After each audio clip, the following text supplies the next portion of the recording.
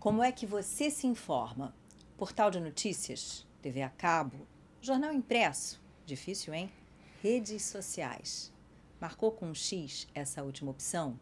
Vou te contar que, ao que parece, você é tendência. Vem comigo que eu te explico. Eu sou a Leila Sterenberg e está começando o Meio Tempo, programa da Escola de Comunicação, Mídia e Informação da Fundação Getúlio Vargas, a FGV-SMI.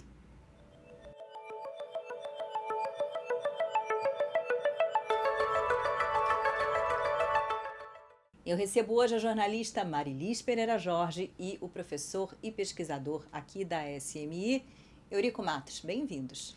Obrigado. Obrigada pelo convite. Uma honra estar aqui com vocês. Uma honra te receber, Marilis. Vamos começar como a gente costuma, quebrando o gelo.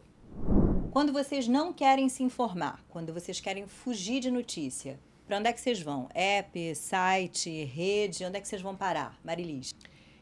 Eu assisto vídeo de surfistas pegando ondas gigantes. Juro, eu sou absolutamente viciada. Não sei se aquela adrenalina acaba me relaxando um pouco e eu realmente consigo desligar. E vídeos de dermatologistas. Sensacional, tipo espremendo espinhos. Isso, essas coisas meio escatológicas. Eu acho que eu podia ter feito medicina porque eu fico super interessada em como é que a pessoa vai resolver aquele problema. Legal.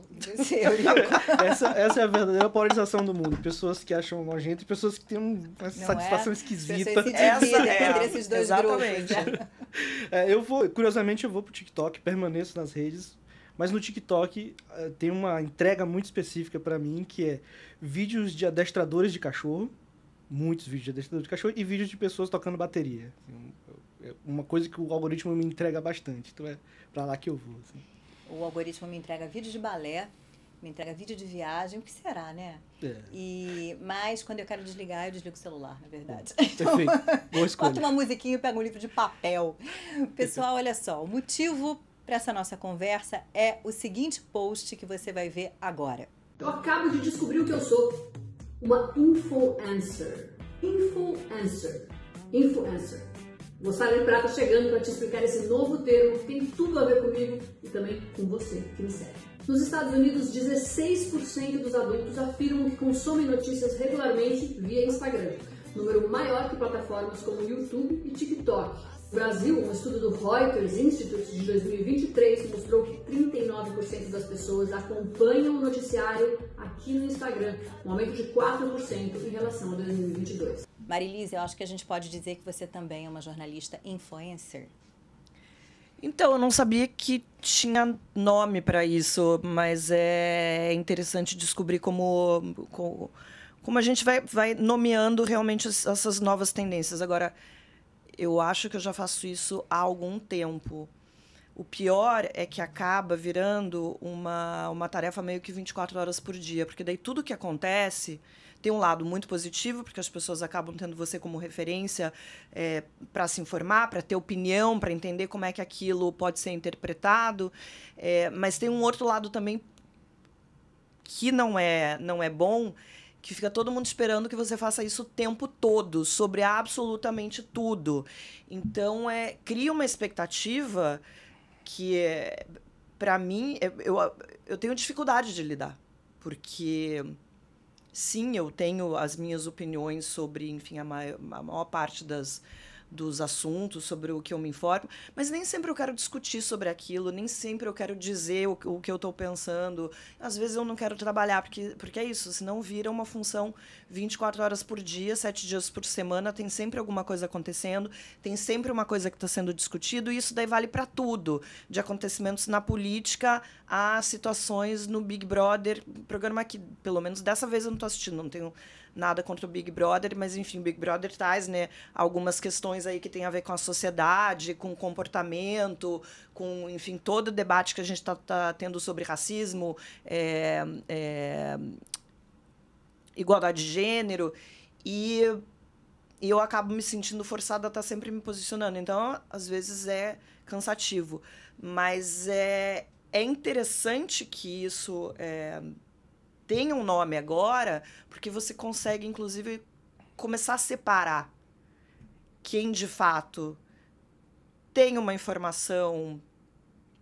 Esse cuidado que a gente tem como jornalista, Leila, de ter uma informação com qualidade, apurada, de entender o que de fato está acontecendo, e quem, na verdade, só está disparando informação, post nas redes sociais, sem ter esse cuidado, que não só jornalistas, mas as pessoas comunicadoras, pessoas que lidam com informação, estão tendo cada vez mais usando as redes sociais.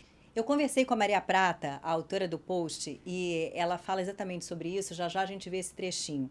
Vamos ver o começo da minha conversa com ela. Maria Prata, antes de mais nada, é um prazer ter você aqui com a gente. Leila, prazer é meu. Muito legal te rever aqui. O seu post fez a gente pensar. Afinal de contas, quase 40% dos brasileiros consomem informação pelo Instagram. Esse número te chamou a atenção? Muito. Eu não tinha ideia de que era desse tamanho, né, a coisa. E mais que isso, essa informação, a gente foi buscar esses dados de Brasil porque a gente tinha os dados de Estados Unidos por causa dessa matéria que eu cito no post do New York Times, que foi quem cunhou essa expressão influencer. Na verdade, quem cunhou a expressão foi uma influencer americana que cobre a Casa Branca. E o New York Times deu voz a ela. Mas eu fiquei muito impressionada por vários motivos. Primeiro, porque eu não tinha dimensão do tamanho da história, né, do volume, e também porque eu acho que quando o New York Times faz uma matéria, quando a gente tem esses dados de Brasil, a coisa vai aumentando, você vai percebendo que não é só que as pessoas estão consumindo mais esse produto. O mercado já está percebendo esse produto como um meio valioso de informação, né? Eu acho que essa que é a mudança de agora. Assim, antes era todo mundo meio testando, surfando, né, todo mundo experimentando, e agora as coisas estão ficando mais sérias, mais consolidadas, então acho um momento muito legal. Eurico, como é que você percebe esse fenômeno, principalmente aqui no Brasil, onde o consumo de rede social é altíssimo? Bom, eu acho que o ponto é esse. No Brasil, a gente tem uma tradição muito forte de ser early users das redes sociais, né? Então, a gente gosta muito de redes sociais e, não obstante, a gente usa essas redes sociais para qualquer coisa da nossa vida, né? Desde buscar entretenimento a buscar informação, de fato, né? De fato, isso não é um fenômeno tão novo assim, né? Nos anos 80, existia um conceito muito clássico, assim, que chamava o infotainment, né? Informação e entretenimento num novo tipo de gênero que misturava as duas coisas, né? Era informação que, ao mesmo tempo, existia uma capa de entretenimento ali também, né? Então, por exemplo, os talk shows foram um tipo de produto que era uma repercussão dessa ideia de informação e entretenimento, né? Quando a gente chega a isso nas mídias sociais, a gente vê o fenômeno dos próprios jornalistas sendo os influenciadores dentro desse processo de consumo de informação. E aí tem uma questão muito interessante que tem a ver com os próprios algoritmos das plataformas de mídia social, que entregam muito mais conteúdos que foram produzidos por pessoas do que por organizações. Uhum. Então, isso gera uma outra dinâmica para o jornalista que está ocupando esse espaço das mídias sociais também, né? Então, o jornalista aí acaba sendo um mediador da relação de consumo de informação entre o consumidor daquela informação e os grandes centros produtores dessa informação, que aí continuam sendo os grandes meios tradicionais, né? E os jornalistas estão nesse meio, né? Fazendo uma triangulação entre esses diferentes polos aí de interesse no consumo de informação e na produção de informação, no final das contas, né? É interessante que quando você posta conteúdo relacionado ao Canal Meio, que é um dos locais em que você trabalha, não raro vem em collab, né? Você posta junto com o Meio.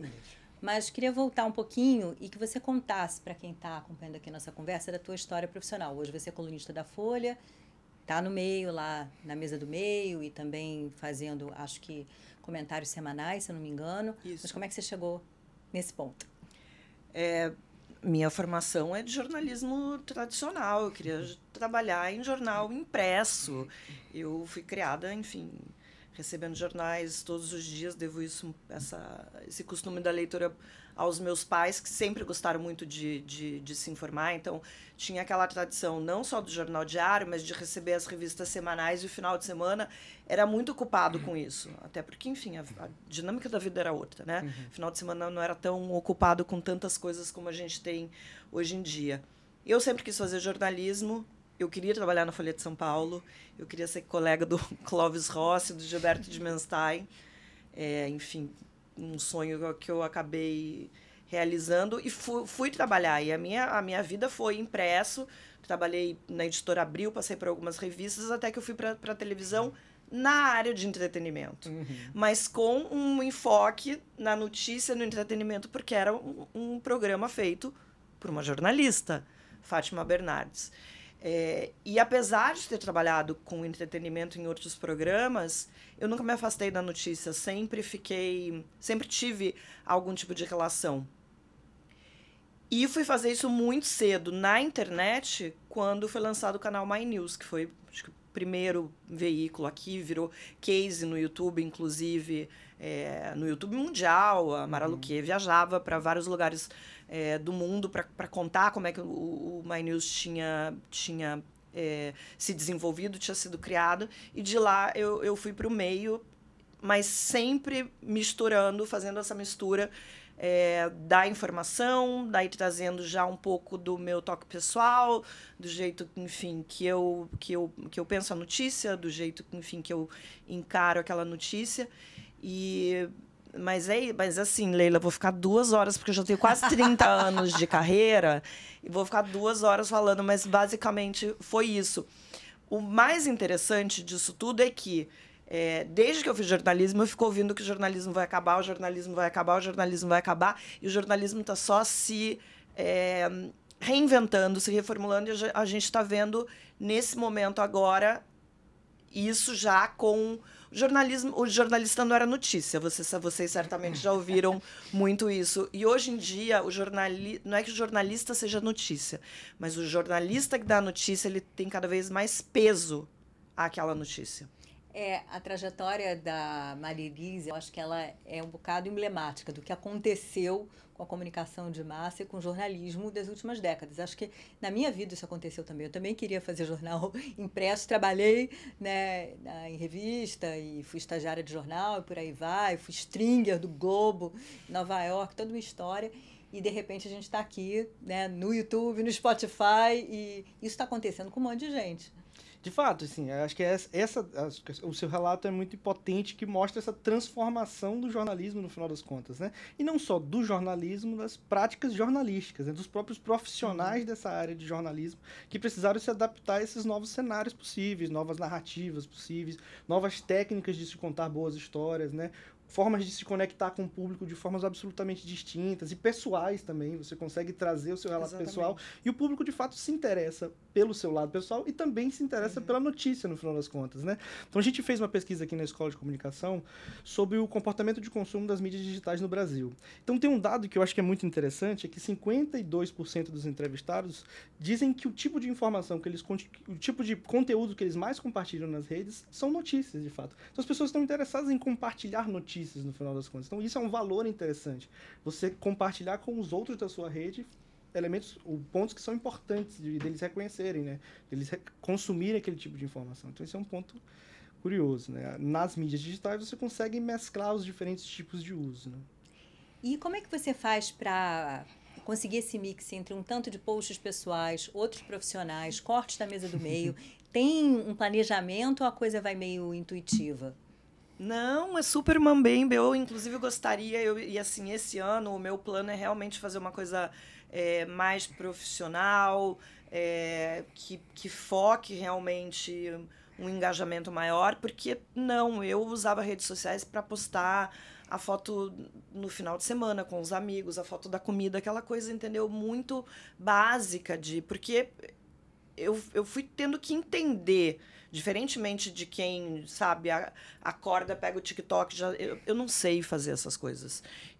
Então, assim, eu estou me propondo esse ano fazer uma coisa mais organizada e até entendendo a importância desse espaço que está se abrindo. Porque eu acho que está tendo uma transformação e as pessoas estão entendendo que diferenciar uma pessoa que simplesmente compartilha, uma pessoa ou um portal que simplesmente compartilha qualquer coisa que está nas redes sociais e alguém que, de fato, vai checar, vai se informar. Porque eu vejo, hoje mesmo, vi uma notícia nas redes sociais. Fiquei super interessada, é um assunto pelo qual eu me interesso. Eu não vou repostar aquilo simplesmente, mesmo que esteja no Globo ou na Folha de São Paulo. Eu vou querer entender aquela história, eu vou querer entender o que está por trás disso. E eu acho que a gente está vivendo esse momento das pessoas começarem a entender que há um grande diferencial na hora que você escolhe por onde se informar. A gente viu aí alguns casos que resultaram em tragédia, de fake news sendo compartilhadas. justamente por essa falta de entendimento de como é importante você ter qualidade na informação que você repassa e no impacto que ela pode proporcionar. Vamos ver mais um trechinho da conversa com Maria Prata, que é exatamente sobre isso. Sempre que as pessoas me procuram, assim, eles falam de relevância e credibilidade. E eu acho que é isso que as pessoas buscam quando elas buscam alguém em quem elas vão confiar para receber notícia. Né? Não é nem chamo de notícia, assim, porque eu acho que é um trabalho muito diferente do jornalismo diário ali. É mais uma comunicação, uma curadoria, com certeza, e uma conversa, né? Mas eu estou levando uma novidade que eu achei por aí. Então, a responsabilidade eles sabem que se eles estão vendo aquele conteúdo no meu espaço, eles podem acreditar que eu apurei, que eu fui atrás, que não é um achismo, eu gosto de dados, citar fonte, mostrar para as pessoas de que aquilo não saiu da minha cabeça do nada, assim. Né? A gente vai pesquisando, se minha pesquisa eu vou para a Veja, eu cito a Veja, se a Veja me leva para o estudo, eu cito o estudo. Então, eu estou sempre mostrando as fontes de onde vêm minhas informações para não ficar uma coisa meio assim, eu achei isso, né? Tem tudo a ver com o que a Marilis falou, com o que a Maria Prata falou, essa diferença entre o trabalho do jornalista, esse olhar cuidadoso e a informação qualquer que vai sendo compartilhada e a tal desinformação que é um dos males do nosso tempo. O usuário de rede social, pela pesquisa que vocês fizeram, os usuários têm essa consciência da quantidade de desinformação que circula? Os usuários estão sendo cada vez mais bombardeados de casos em que a não credibilidade em relação à produção de informações nos ambientes digitais tem causado, assim, os impactos negativos que isso tem causado. Então, acho que as pessoas têm cada vez mais percepção de que elas precisam ter cuidado com o que compartilham nesses ambientes digitais. Portanto, não é só o compartilhamento de uma informação ou de uma notícia que eu leio como importante para a minha comunidade em si. Mas elas também têm a percepção sobre quanto elas vão ser refutadas em relação à veracidade ou não daquela informação que elas estão compartilhando. Então, as pessoas cada vez mais estão sendo constrangidas a buscarem pelas fontes que basearam aquela informação que elas compartilharam também, né? Então, você é o que você compartilha, em certa forma, também. Então, você vai querer estar associado quase sempre a uma informação de qualidade, apurada, com cada vez mais credibilidade, né? Então, coisa nesse sentido. Então, se você sente esse constrangimento de que você vai compartilhar uma notícia que pode ser refutada, você tende a ter menos um comportamento de compartilhar qualquer coisa. Você faz uma busca ativa pelas referências e tudo mais. Claro que cada vez mais essas redes sociais bombardeiam a gente com muita informação e que, às vezes, o tempo de apuração nem sempre as pessoas vão buscar pelas fontes de fato, né? Ontem mesmo eu precisei responder uma tia minha que ouviu sobre uma fake news e me buscou como uma referência, né? Então tem também esses locais, assim, as pessoas sempre buscam credibilidade de um colega, de um amigo, de algum outro interlocutor que possa buscar pela veracidade daquilo, porque estão de fato preocupadas com o tema da desinformação, com o tema das fake news, né? Cada vez mais as pessoas estão conscientes desses riscos, né? Agora, é um ambiente em transformação. Você percebe alguma mudança de uns tempos para cá em determinados perfis com relação ao cuidado quanto à veracidade da informação? Eu acho que tem, na minha percepção, pelo menos 2 momentos. Depois da eleição de 2018, muitos desses perfis que só falavam sobre fofoca, programação de televisão, esse mundo de celebridades, começaram a falar sobre política, sobre eleição, começaram a dar notícias de política internacional, por exemplo. Sem nenhuma fonte. Vai lá, faz um copy-paste, bota lá a informação, a pessoa consome aquilo sem saber de onde está vindo. E agora, de novo, depois que a gente viu alguns problemas aí, envolvendo inclusive até suicídio de gente jovem e tal, uma cobrança muito grande desse público, de onde vem essa informação? Quem é que deu essa informação? Quem é que deu antes? Quem é responsável? Porque esse acho que é uma grande discussão desse momento. Os produtores de conteúdo têm que se responsabilizar pela informação que eles dão, do mesmo jeito que um grande jornal como a Folha, uma rede de televisão como como a TV Globo, se responsabiliza, porque você, ao contrário do que as pessoas acham, que o jornalismo vai lá e posta qualquer coisa, publica qualquer coisa sem nenhuma responsabilidade, existe uma cobrança, existem regras, existe, enfim, manual de conduta muito grande. E o que eu percebi é que esses perfis que cresceram muito nos últimos anos, também falando sobre coisas das quais eles não entendem, começaram a incluir fonte. Então, assim, essa informação aqui é da Folha de São Paulo. Segundo o Globo, segundo o portal XYZ, porque entenderam que vai ter uma cobrança não só do público, que eu acho que tem um público que, sim, que começou a entender a importância de saber de onde vem a informação que consome, mas também da questão judicial, porque vai ter um peso, né? Se tem gente que está sofrendo consequências sérias, alguém vai ser cobrado. E como é que você vê a decisão da Meta, anunciada no início desse ano, de não recomendar conteúdo político no Instagram, por exemplo? As plataformas têm cada vez mais também, junto com os produtores de conteúdo, tomando cada vez mais precaução em relação ao compartilhamento de notícias falsas nos seus ambientes, né? Então, só que, na minha leitura, o que isso gera um caminho oposto, né? De você, de certa forma, coibir a circulação de conteúdos políticos, mas porque você talvez não tenha autonomia ou você não tenha expertise de controlar talvez o que aconteça ali dentro, né? Então, eu vejo de uma forma muito negativa uma proibição que não seja qualificada, no sentido de que só proibir o conteúdo político acho que não resolve. Você precisa trazer isso para outras dimensões e ter mais precauções em relação à veracidade daquele conteúdo que circula ali dentro, né? Acho que é importante lembrar também que boa parte dessas plataformas também tem investido em iniciativas que envolvem a produção de jornalismo local de qualidade também, investido dinheiro para financiar a produção de jornalismo local também nesse sentido. Isso é uma estratégia que essas plataformas digitais têm tomado justamente para tentar apaziguar as coisas. Você pode consumir informação dentro dessas redes porque elas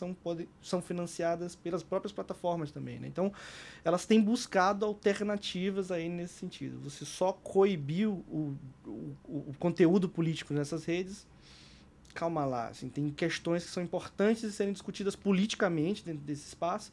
O grande ponto é que seja baseado na verdade, na veracidade, na credibilidade que é sustentada pelas grandes instituições do jornalismo também, né? Então, o que você comentou é mais um exemplo de como, no final das contas, a gente está acabando voltando para o jornalismo de qualidade, o jornalismo profissional nesse sentido, né? Então, produção de conteúdo continua sendo muito importante nos ambientes digitais, mas a gente volta a colocar nossa credibilidade nas grandes instituições de jornalismo, que são, de fato, as produtoras mais qualificadas para olhar para os fenômenos sociais e dizer: isso é verdade, isso tem questões, isso tem que tomar cuidado em relação a esses pontos de vista que são distintos, né? Então, acho que esse é um movimento interessante, assim, né? Tem uma lógica diferente entre você abrir um jornal, ou abrir o site de um jornal, ou assistir a um jornal na TV, que está tudo ali, você dá mais atenção para isso ou para aquilo, e você receber, né, pelo algoritmo que resolveu te entregar esse ou aquele assunto. E aí tem aquela lógica da confirmação. Então, você, justamente, curtiu ou parou para ver algo sobre determinado assunto, a probabilidade é que você receba mais e mais sobre aquele assunto. E eu te pergunto, Marilis, como é que você vê isso e como é que você vê a expectativa que as pessoas têm em relação a você, exatamente de confirmar o que elas pensam sobre isso ou aquilo? Lele, é muito complicado, porque o algoritmo acaba fazendo que você tenha, se informe com um único viés sempre. Vai cada vez mais o que vai aparecer ali no seu feed são informações com o mesmo viés ideológico, enfim, com as mesmas características, com as mesmas fontes. Então, se você começa a aparecer políticos assim de mais de uma ideologia do que da outra, o impacto para a pessoa é péssimo, porque ela vai se afundar dentro de uma bolha, vai acreditar piamente que o que está acontecendo no mundo tem a ver com aquilo que ela consome, e sem entender que tem um mundo lá fora que pode ser completamente diferente, né? Pode ser muito diferente da impressão que ela tem. Para mim, eu vejo isso o tempo todo. As pessoas passam a me seguir porque elas gostam de um determinado texto ou o meu posicionamento sobre determinado assunto. Se eu saio meio milímetro do que essa pessoa espera, o primeiro comentário é: que decepção, eu não esperava isso de você. E é tão... chega a ser frustrante, porque eu fico pensando, gente, meu marido não concorda comigo em tudo, pelo contrário, a gente discorda em várias coisas, estamos 12 anos juntos, a discordância saudável, mas as pessoas estão tão condicionadas a só ler aquilo que confirma as suas crenças, que elas perderam a capacidade de olhar para a divergência e de se abrir, inclusive, para uma informação que possa acrescentar alguma coisa ao ponto de vista dela, ou possa mudar o ponto de vista dela. Então, nesse sentido, a gente está vivendo ainda um momento bem delicado. E tem um agravante no X, ou Twitter, ou X, ou lá que o valha. A cisânia é o que vende, né? Então, Sim. se há discordância, se há a polêmica, aí é que entrega mesmo e faz com que a gente não tenha algo como uma ponderação, né? Uma opinião ali, por um lado é isso, por um lado é aquilo, fica meio esquecida ali no meio da história. O ponto do Twitter, do X, né? É que eu acho que tem uma coisa um detalhe que é importante, né? Cada uma dessas redes tem uma dinâmica muito própria, né? Da relação que você tem com o seu seguidor, né? Ou com a pessoa que você quer seguir, né? O seu líder de opinião, no final das contas, para usar um termo aí dos anos 60, dos anos 70, aí, dos primeiros estudos de comunicação, né? Então, tem uma dinâmica diferente. Assim, um dos achados que a gente tem nessa pesquisa aqui que a gente fez na FGV é que a gente perguntou para as pessoas em que redes elas acompanham assiduamente determinados influenciadores. E aí 48% falaram que seguem influenciadores no Instagram e 46% no YouTube. Quando a gente vai olhar para o TikTok, só 12% seguem assiduamente algum influenciador dessa rede. O ponto no TikTok o que importa mais é a dinâmica, é o teor do conteúdo no final das contas. E acontece esse movimento, você se aproxima com o que você gosta. Seja um vídeo de gente tocando bateria ou vídeo de adestramento de cachorro. Então você é conduzido pela lógica do próprio conteúdo. Em outras redes, como o YouTube e o Instagram, o que importa é de fato o influenciador, a posição daquela pessoa naquela rede especificamente, né? Então esse é um ponto interessante, nas dinâmicas distintas na rede. Agora, voltando para o Twitter parece o lugar dos grandes debates gerais, generalizados, pontos de vista completamente diferentes, completamente degladiando ali dentro daquelas redes, né? Então acho que o Twitter assumiu essa dinâmica, o X assumiu essa dinâmica de ser o local dos grandes debates, em que as polarizações acontecem de fato. Então lá você até consegue ter acesso a argumentos que não são seus próprios, né? Porque lá é onde as discussões estão conectadas pelas hashtags, pelos grandes termos que estão sendo buscados naquele momento. E esses grandes termos compõem os diferentes lados. Só que quando a gente volta para o TikTok, de fato, os interesses pessoais é o que moldam o que você vai consumir naquela rede, né? Então, cada uma dessas redes tem uma dinâmica muito própria. E é interessante a gente reconhecer as dinâmicas de cada uma dessa rede para entender justamente o processo de consumo de informação dentro desses espaços, né? E você saiu do Twitter já tem um tempinho. Já era X ou X quando você saiu? Não, ainda não era. A minha conta tá lá. Eu cheguei a sair mesmo, fiquei com a conta desativada. Mas eu acho que eles estavam tão desesperados, porque antes você ficava um mês com a conta desativada e você perdia a conta. Quando eu fui desativar, que foi dezembro de 2022, me deram 12 meses. Aí eu botei lá, quando eu estava prestes a vencer, eu só... Mas aquilo você percebe que é um vício.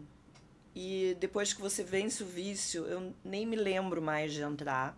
Mas eu saí do Twitter porque eu estava sendo dragada para esse tipo de debate, que eu não considero um debate, para esse tipo de briga, essa dinâmica, que é uma coisa que eu acho que não acrescenta nada para ninguém. E eu tinha lido um livro, não vou me lembrar o nome do autor, mas era 10 razões para você sair das redes sociais. De um cara que trabalhou em alguma dessas grandes redes. E uma dos pontos era: você está se transformando num babaca. E eu percebi que era exatamente isso que estava acontecendo comigo. Porque você entra numa espiral tão maluca e de violência e de agressividade que eu xinguei uma pessoa, eu estava de férias, uma pessoa que vivia me provocando, eu acabei xingando essa pessoa, e eu saí dali e pensei, eu não sou essa pessoa. Eu não sou essa pessoa que xinga alguém que eu nunca vi. E eu me identifiquei totalmente com esse capítulo do livro, eu falei, e saí. E no começo foi muito difícil, porque é um vício. É um vício, você tá ali toda hora. E a dinâmica do Twitter é a dinâmica do embate. Eu acho que não é nem do diálogo, é o embate. Quanto mais você provoca, quanto mais você xinga, quanto mais você é irônico, sabe? Quanto mais você cria um clima de animosidade, mais a sua conta cresce. Minha conta, quando eu fechei minha conta, eu tinha 200 mil seguidores. E eu só entrei no Twitter em 2018 por conta da eleição. Então, assim, ela teve um crescimento muito rápido. Tô feliz de estar fora. Não acho, de fato... perdi o contato com algumas pessoas que eram muito legais, gente que depois eu vim a conhecer fora dali, no ambiente, né, offline. Mas eu acho que, até por uma questão de saúde mental para todas as pessoas, não só para quem produz conteúdo, eu acho que a gente tem que escolher bem onde é que a gente está hoje em dia. No Instagram você tem uns 100 mil seguidores por aí. Você fica, assim, na fissura? Às vezes. Aumentou. Ai, esse post bombou, esse não. Já tive mais. E eu acho que dependendo da época de trabalho, quando tem alguma coisa que eu tô... Sabe, vou lançar um negócio novo... O problema é que o Instagram é um tamagotchi, né? Se você não alimenta... Não é? O Twitter não. O Twitter, ele meio que se retroalimenta. Então, você podia ficar ali dias sem postar nada, o negócio vai crescendo. O Instagram, eu nem sei exatamente qual é a fórmula, mas você tem que postar todo dia, várias vezes por dia. Tem que fazer aquilo que você falou, esse equilíbrio de coisas pessoais, de coisas profissionais, de um meme engraçado, alguma coisa que está engajando, uma trend que está, né, tá rolando. Eu não tenho essa expertise, adoraria ter. Às vezes eu fico pensando, vou chamar alguém mais jovem, com mais disponibilidade, com mais interesse, porque eu quero fazer outras coisas. Mas uma ferramenta interessante, eu gosto do ambiente, gostaria de entender mais o funcionamento, mas sem ficar muito viciada, porque eu não tenho nada, eu não tenho notificação acionada no meu celular. Então, já assim, pensou, hein? Aí não, também. eu não tenho, Leila, não dá. Eu tenho no máximo o WhatsApp, e às vezes eu desligo também do WhatsApp, deixo no silencioso. Agora, Instagram, mesmo Twitter, na época que eu tinha, eu não deixo notificação nenhuma, porque é doentio, gente, é doentio. Sobre os critérios do Instagram, eu fiz uma pergunta para inteligência artificial. Vamos acompanhar. A minha pergunta para o ChatGPT foi a seguinte: por que os critérios de entrega dos conteúdos do Instagram mudam com tanta frequência? Isso não atrapalha os produtores de conteúdo? A resposta: as plataformas de mídia social estão constantemente ajustando seus algoritmos para melhorar a experiência do usuário, promover engajamento e combater práticas inadequadas como spam ou manipulação. Essas mudanças podem afetar como o conteúdo é entregue aos usuários. À medida que o número de usuários e criadores de conteúdo aumenta, as plataformas de mídia social precisam ajustar seus algoritmos para lidar com o volume crescente de postagens e garantir que o conteúdo mais relevante seja exibido aos usuários. As plataformas estão constantemente analisando o comportamento dos usuários para entender suas preferências, fornecer um conteúdo mais relevante e personalizado. Isso pode levar a ajustes nos critérios de entrega de conteúdo.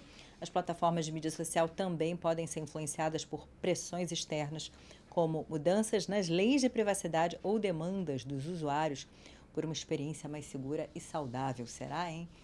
O que você acha? Gente, só de você falar, eu já fiquei cansada. Não é? Cansou.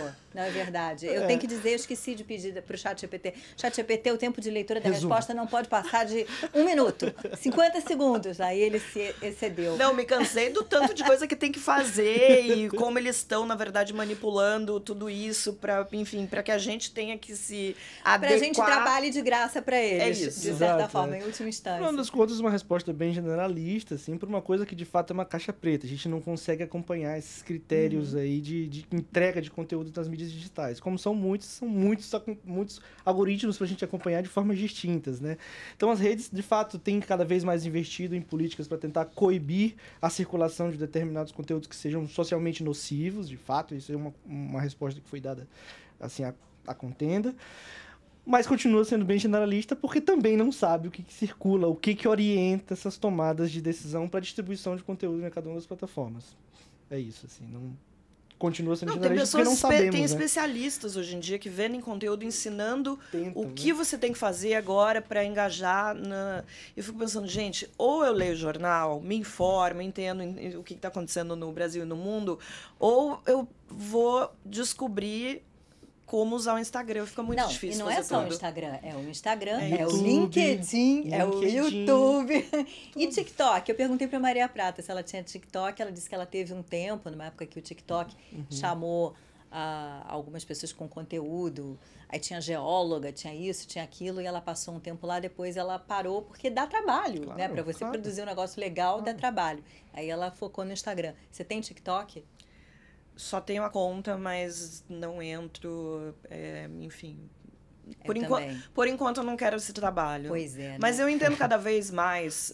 Mas a gente não vai fazer dancinha, Marilis. É isso. Não, Se a gente- pelo avisar amor pra de galera que tá em Deus, casa, pelo a amor gente não de vai Deus. fazer dancinha.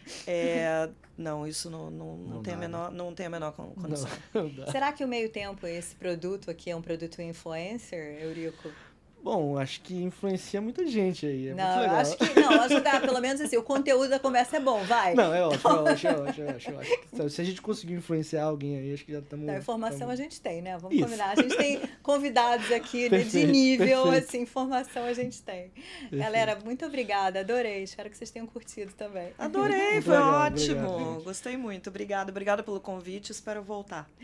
Valeu, gente. Valeu, gente. Então, todo mundo devidamente informado, influenciado. Foi horrível essa brincadeira, né? Mas tudo bem. Então, até o próximo meio tempo.